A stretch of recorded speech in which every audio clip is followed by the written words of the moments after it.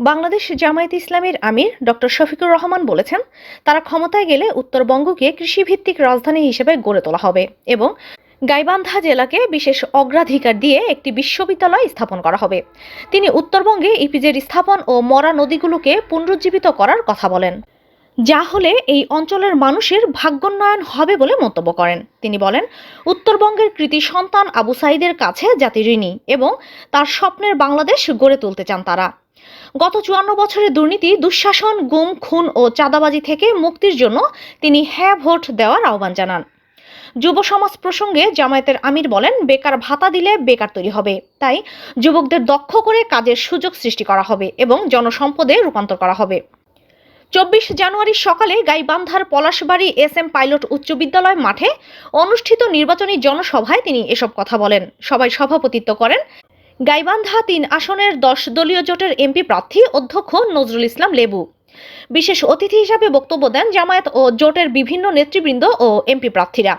এর আগে তিনি আবু সাঈদের কবর জিয়ারত করেন। ৫৪ বছর যেই শাসন, যেই রাজনৈতিক ব্যবস্থা, যে বন্দোবস্ত দেশবাসীকে ফেসিবাদ উপহার দিয়েছে, এই শাসনও আমরা আর দেখতে চাই না। আমরা চাই তার আমূল পরিবর্তন। সেই আমূল পরিবর্তনের সময়টা আপনাদেরকে দেশবাসীকে হাত ছানি দিয়ে ডাকছে আগামী ১২ তারিখ। একসাথে দুটি ভোট ইনশাআল্লাহ অনুষ্ঠিত হবে, গণভোট আর সাধারণ নির্বাচন। আমি বলবো, গণভোট সফল হলে সাধারণ নির্বাচন সফল হবে, তাই গণভোটের পক্ষে হা বলতে হবে। জুলাই শহীদদের প্রতি সম্মান দেখানোর জন্য গণভোটের প্রতি হা বলতে হবে। আপনাদের বুকের সন্তান আবু সাঈদ বাংলাদেশকে পরিবর্তন করে দিয়ে গেছে। ওটা বাংলাদেশকে উদ্দীপ্ত করে তার জীবন উপহার দিয়ে এ দুনিয়া থেকে সে চলে গেছে।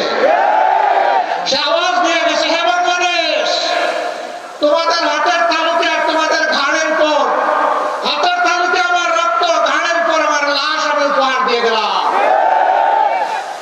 আমাদের স্বপ্ন বাস্তবায়নে তোমরা শহীদদেরকে ভুলে যেও না। আমরা কথা দিচ্ছি, আমরা ভুলে যাব না ইনশাআল্লাহ।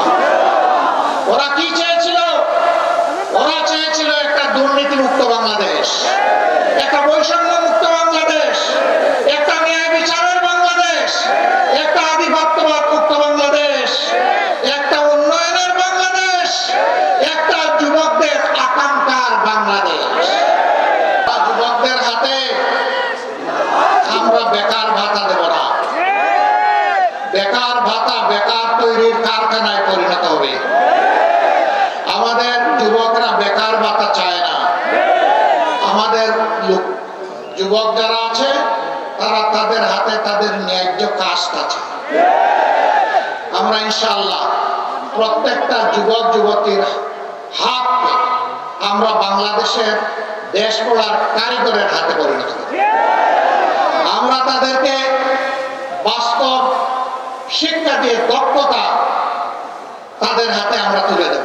আদিতি দেওয়ান, CN বাংলা নিউজ ডেস্ক।